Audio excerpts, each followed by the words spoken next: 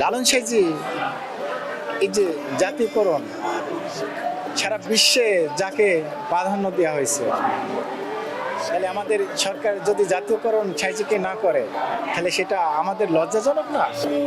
হব বলে চরণ দাসী, হয় না কপাল গুনে। বড় সড়োভাবে হচ্ছে, অনেক নাম হচ্ছে, অনেক মানুষের সমাগম বেশি হচ্ছে, তা আমরা সন্তুষ্ট সব সময়। আপনি যদি একজন গুরুর সন্নিগ্ধ হন তখন আপনার সঙ্গে তার কথা হবে। এই হচ্ছে দর্শন, লালন দর্শনটা এই। এখন আমরা তো ওই দর্শনটাকে গুরুত্ব দিচ্ছিই না।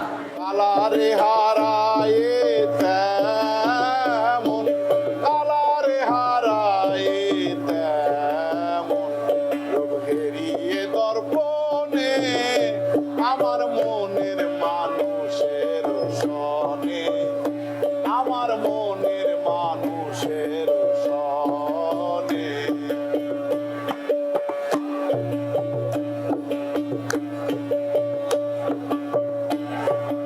ওরূপ যখন স্মরণ হয়, থাকে না লোক লজ্জা। আরো বেশি গর্বিত হওয়া উচিত। এই যে অনুষ্ঠান, জাতীয় অনুষ্ঠান, একটি অত্যন্ত গুরুত্বপূর্ণ অনুষ্ঠান। আমরা সবাই অত্যন্ত আবেগ আপ্লুত, খুশি যে সরকার এটা শ্রেণীর দিবস হিসেবে ঘোষণা করেছে। সব জেলায় কিন্তু এই লালনের জীবন আদর্শ, তার যে কর্মকাণ্ড, এটা সম্বন্ধে আলোচনা হবে। যে যার অবস্থান থেকে যেন এই উৎসবটা আমরা সুন্দরভাবে পালন করতে পারি।